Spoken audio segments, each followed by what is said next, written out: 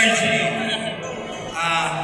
Every time humaharap ako sa mga student athletes, sa mga estudyante ng NCAA, gusto ko yung energy kasi ito yung parati kong sinasabi, nothing great is ever achieved without enthusiasm. So kailangan, we're always energetic and enthusiastic. Tulad ng mga atleta natin na nagsanay ng hubog ng kanilang galing for the past 12 sessions. So, ito po ay nagsimula sa isang pangarap.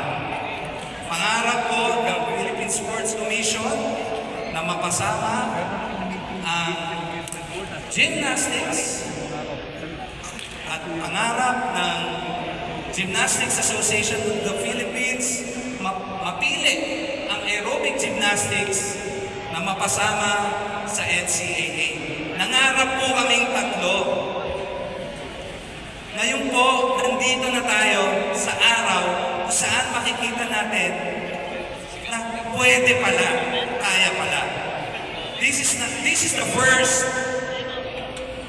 NCAA aerobic gymnastics event, but definitely not the last.